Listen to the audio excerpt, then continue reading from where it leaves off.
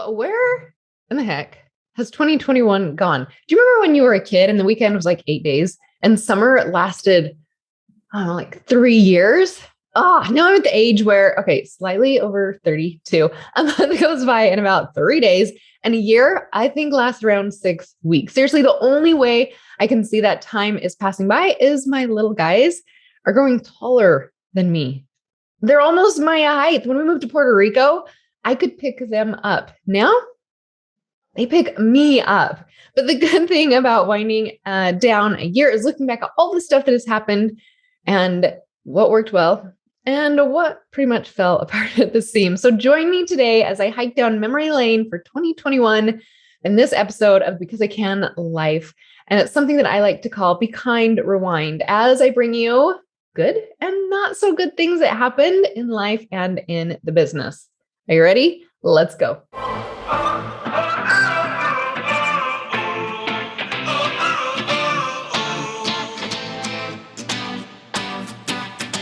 All right, let's dig in, and we're going to do a little quiz.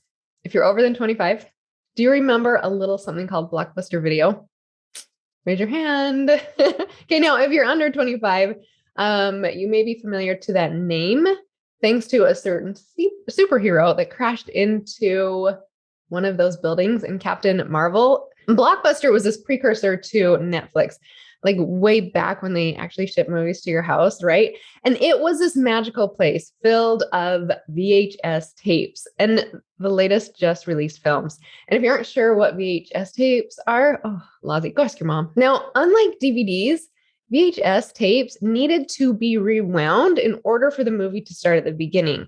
And rather than having their team members, employees, spend hours rewinding videotapes, they asked the people who rented the videos to rewind it for them. So they even had a slogan that became synonymous with their brand, Be Kind Rewind. Now, why in the world am I bringing up Blockbuster Video on my podcast? It's because so often when we look back at certain times, a period in our life, we can be a little harsh on ourselves. Like my 8th grade picture where I was wearing a pink turtleneck, permed hair, and cringed when my little guy asked if I had crazy hair that day.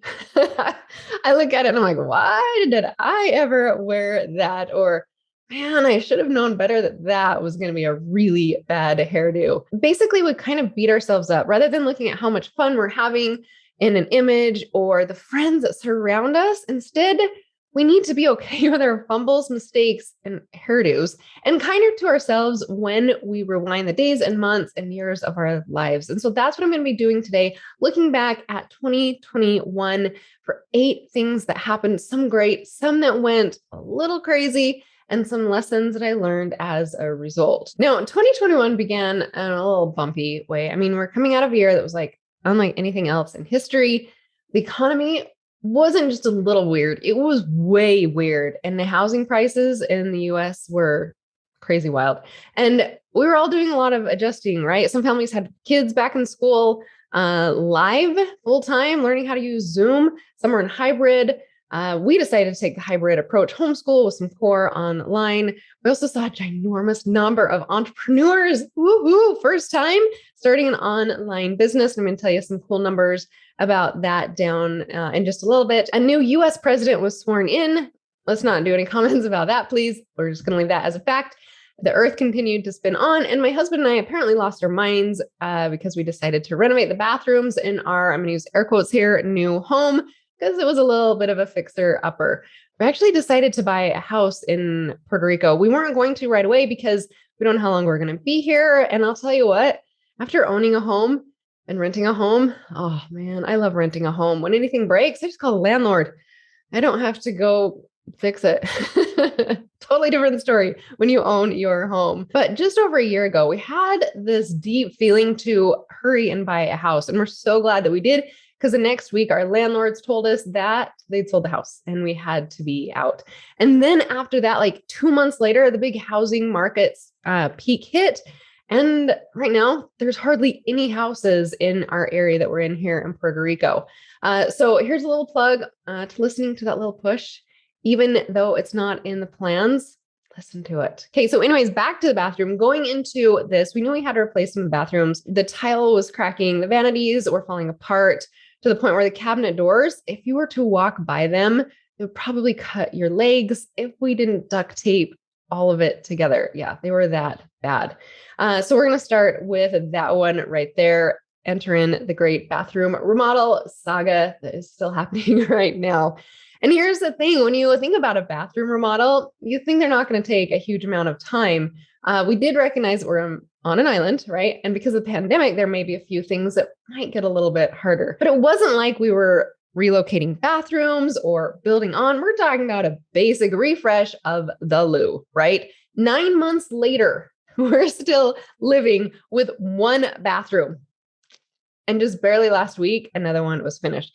Okay, friend, that one bathroom allows for one person at a time because it's super tiny and it is just like living in a college dorm. I honestly thought I was done with that phase of my life, but I guess I needed the reminder. Not to mention that construction crews would come in on the days that I asked them not to come while I was doing lives with students or recording the podcast. The drilling, the hammering have become background music in a lot of my recordings. And in fact, just before I hopped onto this, they were just right there painting the ceiling. You got paint fumes going on right now. Okay, I'm wildly grateful for the one bathroom that we can use. I've stayed in plenty of places in other countries where buckets were considered a luxury, but happy to say that we have not had to build an outhouse or knock on our neighbors' doors. For the most part, the dignity of the Prince family has been maintained. So I'd say that although there were frustrations and not so excellent surprises, we made it through. And we've learned a lot about it and rejoice in multiple showers, especially when we travel. It's a great reminder of how to be grateful for the little things in life. And to me, that was a huge takeaway in 2021. Okay, so we're going to go 2 and 3 here, because there's 2 things that came out of this. So rediscovering that less equals far more. So at the beginning of 2021, I made a decision that I wanted to change the way that I spent my time. I love working. I love coming up with new ideas, trying new things. I love serving people. And I love when my students grab hold of an idea and start to see the success for themselves. Not going to lie, that's a little bit addicting for me. But I think that, like a lot of people, 2020 taught me a lot of lessons. Maybe you're the same way. Maybe you realize that there's some things that are good, some things that are better, and then some things that are the absolute best. So in 2021, I decided that I was going to shake some things up in terms of how I worked. And something that I think is super important to let you know is that I have built a really good, solid team. I mean, they're the right team. They came together at the right time. So on the Because I Can Life team, I went from Julie Porter. I hired her like 4.5 years ago. And now we've grown to a team of 34 people.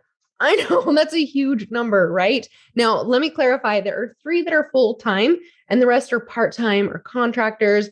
And they do parts of the business like editing the podcast. I let someone else take the expert reins on that. Or when we do our next level program, we have these beautiful momentum coaches that come in and they do the one-on-one.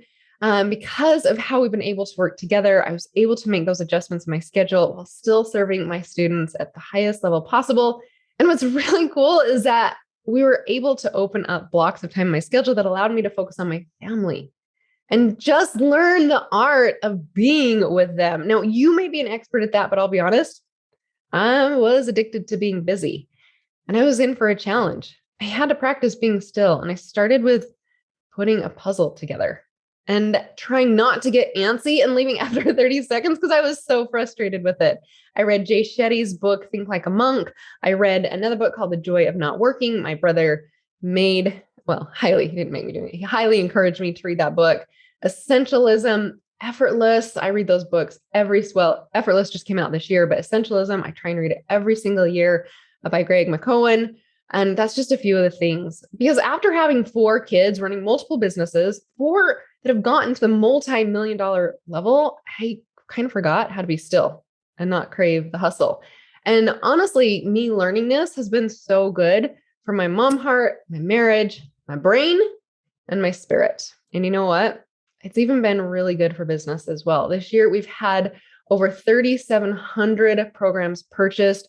2021 has been my biggest year in teaching and coaching. And it's interesting that I had to relearn this because I saw it happen in the e-commerce side of things. I still do that. When I focus on putting a team together versus me doing all the nitty gritty, I grow so much faster. But for some reason, it took me a little bit longer in the coaching business. But I did make that a goal in 2021. But okay, this is the coolest thing that I've seen come out of 2021 and building this amazing team. So we've actually seen 4 times the amount of success with our students.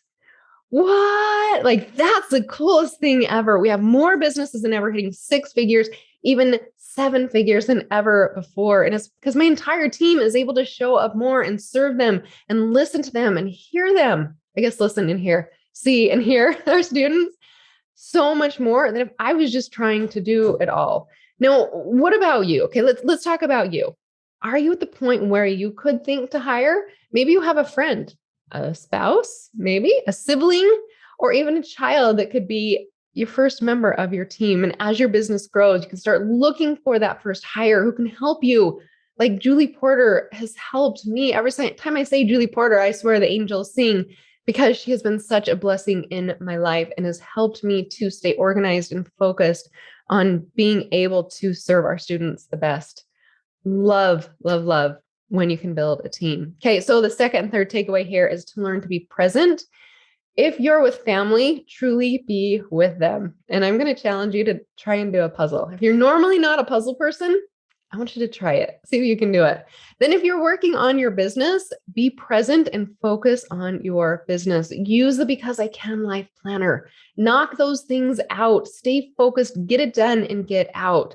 Look at building your team. You will get what needs to be done faster. I promise you. And sometimes, no, not sometimes, a lot of times, they're a heck of a lot better than if I would have done it. My team is amazing. All right, let's dive into number 4, scaring the crud out of myself. Okay, one of the rather unexpected results that came from changing up my schedule was being asked to do some things I absolutely did not ever expect. And that included speaking at some really freaking big events with some crazy pants, big names. Have you ever heard of Dean Graziosi? Russell Brunson? Probably, right? And I got to be on stage with both of them this year. Dean commented after I got off stage, my husband was listening and he leaned over and he's like, Dean said you had nervous energy. And so instead of me taking that as oh, nervous energy can, to me, kind of sound a little bit bad, I switched it really quick. And I said, you know what? He was just saying that I was nervous because I was nervous that people weren't going to take action and stay exactly where they were. And I wanted to move them forward. So I switched that real quick. And you want to know what else happened? This is insane. I was able to attend my second in-person mastermind group with Brennan Burchard. What? Yeah, Brennan Burchard, best-selling author, Brennan Burchard. Are you kidding me? And guess who else showed up? Jenna Kutcher, Prince EA, Mel Robbins, Mel Abraham, Jay and Roddy Shetty, Tom and Lisa Bilyeu, just to name a few. And then I was sitting there. And I want you to know right here, right now, that I'm not telling you this to brag about. I'm telling you this because every time I was asked to attend one of these events on stage in a group, I was scared to death. It's no secret that public speaking in a small or big group has been a weak spot for me. And I'm working on it and trying to get better and better and better. There's a reason why I started in e-commerce, so I could hide behind the computer screen. I know what I want to say and I prepare and prepare and prepare. But getting up in front of a crowd, big or small, even thinking about it makes me a little shaky. If you followed me for very long, you probably know that one of the first times, the first times I was at an event, I was speaking and I had people literally walk out of the room while I was speaking. I was named the worst speaker at the event. The event coordinator personally told me in a group setting so other kids hear as well. Can we put a trophy on that? Like, what the heck? I never wanted to speak after that again, ever. But I did try again and again and again and again. And I got better and a little braver. The takeaway here, 1, when you keep some time open in your life, you're also opening up yourself to unexpected opportunities. And the second, keep doing things that scare the crap out of you, because when the opportunity does open up, you're going to be ready. Still scared, but ready. Okay, let's dive into Number 5. This was kind of embarrassing. I had a funnel flop. Yeah. Like an e-commerce. This is what I teach. I put a product out there in a funnel and it flopped. So in 2021, Russell Brunson, I got the chance to work with him. And I've been in Russell's for a mastermind group for years. And I learned so much and met some really, really cool people. And Russell has this product called ClickFunnels. And it was originally built to help people sell digital products. People literally around the world are using it. And Russell and his team are helping people make strides in their business every day. Now, as you know, I'm known for helping people create and launch a product-based business. And I built my own businesses selling everything from cupcake liners to leggings, to customized stamps to blankets. Yeah, I'm not going to lie. We had to create some workarounds to get a product that I love using ClickFunnels to work with some of the products that I was selling. Yep, it was one of those Tim Gunn Project Runway, make it work sort of thing. So imagine having Russell talk to me about how to make ClickFunnels work better for physical product-based businesses. Not only that, he wanted me to take him through my entire course in a few days, including picking a product, having it manufactured, and prepping and shipping. Yeah. So we got the product ready and it was time to build the funnel. And guess what happened? I mean, I wanted to be so good so that Russell could watch it work. And I launched it and it completely flopped. This product, it was a bag. I knew it was awesome, but it didn't sell at all. So I went back to the basics when it came to selling a product. That meant rewriting the description to better emphasize what the bag offered to my customers, taking pictures that showcase that. And I moved away from what I know. I was skipping steps from what I teach and just trying to get to the end results.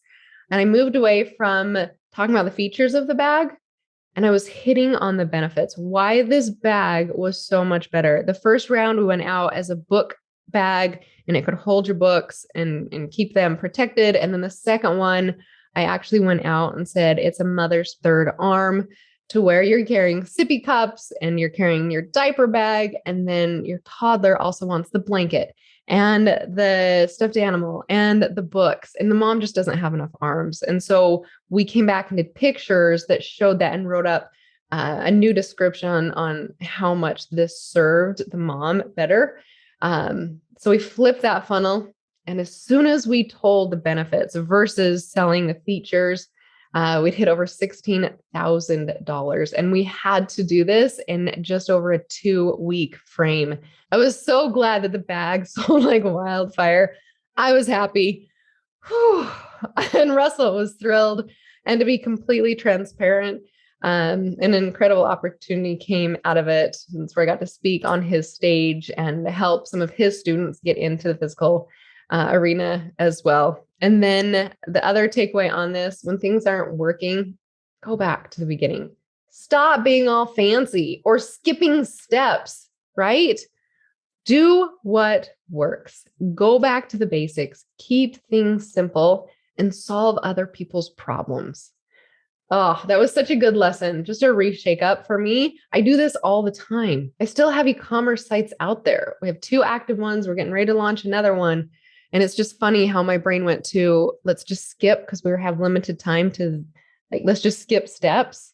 And it bit me in the butt. So go back to the basics. Okay, let's dive into number 6, brain fog. If you've ever heard of brain fog or dealt with it personally, I want you to know that it's real. And it makes it really hard to think clearly or to even focus. I've never had it. I've never experienced it until my first round of COVID hit. Note that I said first round of COVID.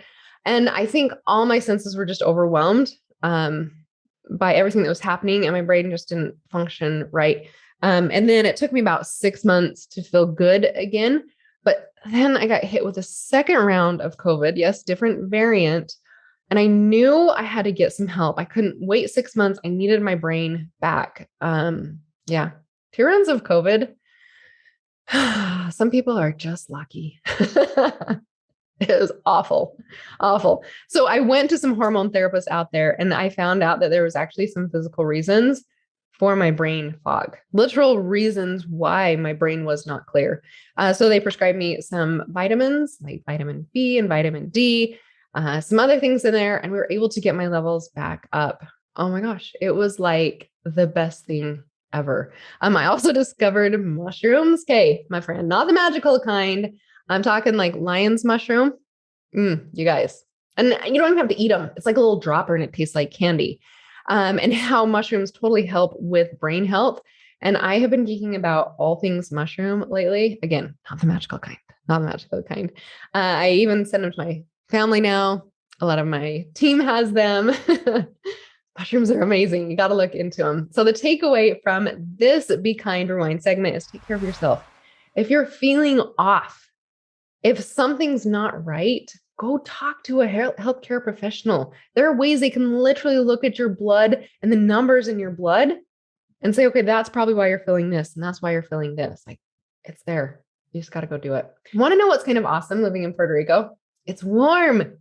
The people here are so sweet. And other than ginormous tarantulas that arrive in the back of your closets in all months of the year, it's pretty dang dreamy. But you want to know what's not awesome at all?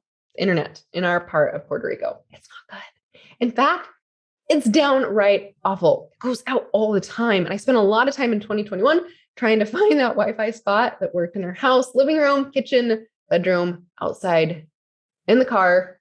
The only place I didn't look was in the bathrooms because they were under construction. And then in October of 2021, we've all got to experience Facebook, Instagram. Damn, right? Not once, but twice. This is digital drama at its finest. But guess what? We made it through.